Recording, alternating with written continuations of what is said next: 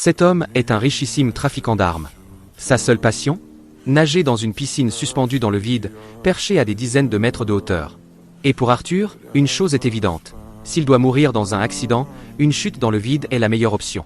Arthur commence par étudier précisément les habitudes de sa cible. Puis, sous une fausse identité, il loue un appartement juste en dessous de la piscine.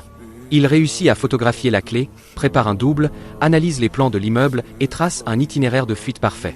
Ensuite, grâce à ses connaissances en chimie et en mécanique, il fabrique une munition à expansion ultra puissante. Quand tout est prêt, Arthur attend que le milliardaire quitte l'immeuble. Il entre discrètement, ouvre l'appartement avec la clé clonée, installe des ventouses à la fenêtre, les relie à une chaîne de sécurité, retire le joint, et pousse doucement. La fenêtre s'ouvre comme une porte vers l'enfer. Arthur grimpe, lentement le long de la façade, jusqu'à se retrouver juste sous la piscine suspendue. Le timing est parfait. Le trafiquant revient pour sa baignade quotidienne. Pendant ce temps, Arthur perce la paroi, installe sa charge spéciale et injecte le produit chimique. Au même moment, l'homme plonge comme d'habitude. Il aperçoit Arthur sous ses pieds, mais il est déjà trop tard. Arthur quitte calmement le bâtiment. Quelques secondes plus tard, la structure cède. La piscine s'effondre dans le vide, et le milliardaire meurt dans un prétendu accident. Mission accomplie.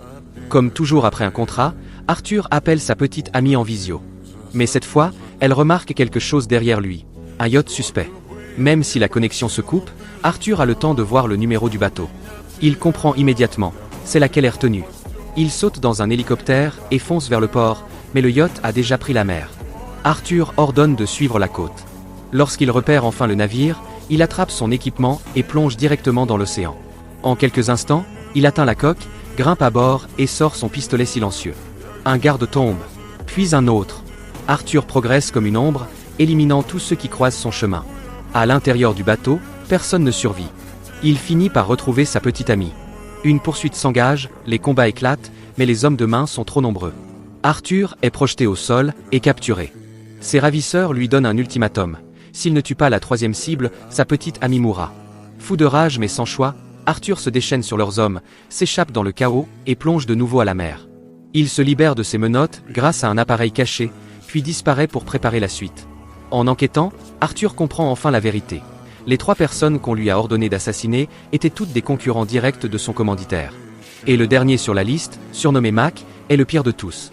Un homme retranché dans une véritable forteresse, protégé par des gardes armés, des systèmes de sécurité extrêmes, et même un sous-marin privé. Une mission digne de l'enfer. Mais pour Arthur, impossible n'existe pas. Cette fois, il ne va pas frapper de front. Il prépare quelque chose de bien plus intelligent, et bien plus mortel.